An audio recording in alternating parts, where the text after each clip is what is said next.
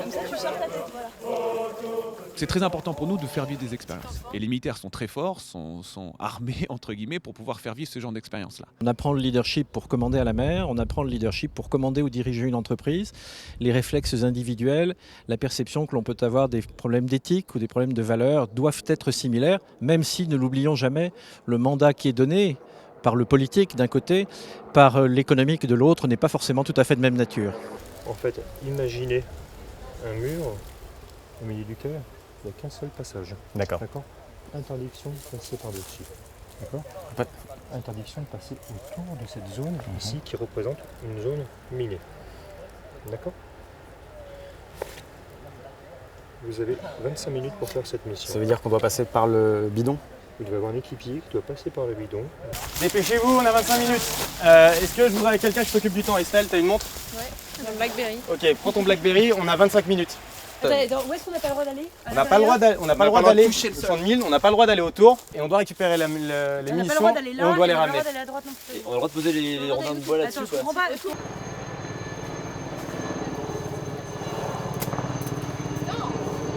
Ok. Je crois que j'ai l'idée, Pourquoi je mets pas la poutre dans le tunnel? Est-ce que tu y arrives? Est-ce que tu y arrives? Ça serait bien. Il reste 4 minutes. Non, ça arrivera pas. Non. On aurait dû faire un cordage, mais c'est trop tard. Rapidement. L'adjoint. Pas là-bas. Ah bon? Il n'y en avait pas, mais il y en avait désigné. Le chef. Les équipiers. Alors, les équipiers, rapprochez-vous. Dites-moi ce que vous pensez du déroulement de cet exercice. Qu'est-ce que vous pensez? Je pense que c'était une humiliation.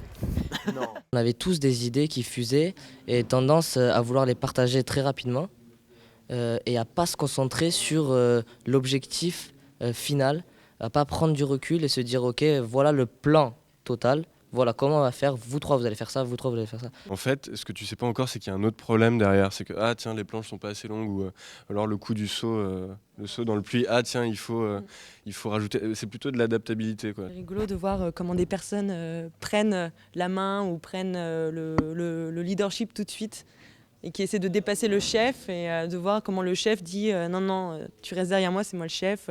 Il y a beaucoup de gens qui pensent que le leadership c'est quelque chose qui est totalement inné et en fait on se rend compte en faisant des ateliers comme ça que c'est quelque chose qui s'acquiert et qui s'apprend.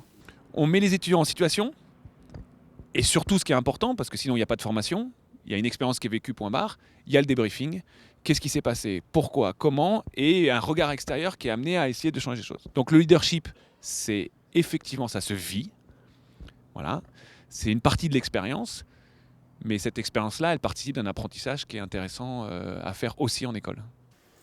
Avant d'aller plus loin, et c'est ce que vous aurez devant les yeux, je voudrais vous faire partager le témoignage des commandants que j'ai eus sous mes ordres, commandants d'unités, de porte-avions, de bâtiments de direction de commandement, de fragates, de sous-marins. J'avais une bonne partie de la marine sous mes ordres à ce moment-là, engagée dans une opération qui n'était pas si facile que ça, avec des gros enjeux militaires, des gros enjeux politiques et un besoin là aussi de faire appel à du leadership.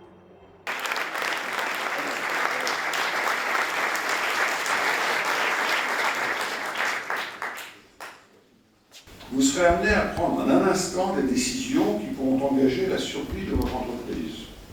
C'est à ce moment précis que vous toucherez la différence entre management et commandement. Une entreprise comme la nôtre est plus souvent que vous ne l'imaginez confrontée à la crise. Ça peut être une crise médiatique, ça peut être une crise de collaborateurs pris en otage quelque part, en difficulté quelque part, et donc il faut avoir réfléchi à ces problèmes-là de manière à pouvoir avoir quelques réflexes. Il y a beaucoup derrière ensuite d'improvisation, mais quand l'improvisation se fait d'une manière plus limitée et sur une base de choses qui ont été mûrement réfléchies avant, évidemment, les solutions ont plus de chances d'être bonnes. On parle de leadership, effectivement, mais orienté vers cette question de la fiabilité et de la résilience et de la prise en charge de ce qui est imprévisible. Déjà, pour vous, quand est-ce qu'il s'écroule le sens? Parce que pour moi, c'est quand ils donnent un ordre et qu'ils se disent bah non, il est devenu fou et qu'ils commencent à courir, quoi. Avant, ils sont en situation exceptionnelle, mais il y a encore Mais il y a quand même sens. encore un sens, ouais, c'est quand même. Du Ouais, moment mais que après- le au chef, c'est vrai que ça part en Ouais, mais l'événement cosmologique, c'est à partir du moment où le feu traverse la rivière, parce que c'était pas prévu. Je pense que le leadership nécessite aussi d'y réfléchir et d'essayer de comprendre dans quelles conditions s'exerce l'autorité dans des situations difficiles, quels sont les leviers sur lesquels on peut opérer quand on a à conduire des hommes dans des situations difficiles qui sont aussi bien les situations du chef militaire au combat que de l'entrepreneur confronté aux difficultés. Oui, le Grand Prix d'école navale, une grande régate qu'on organise à l'Ascension. Nous espérons fortement, je crois que dans les questions, que HEC Entrepreneur fait un équipage.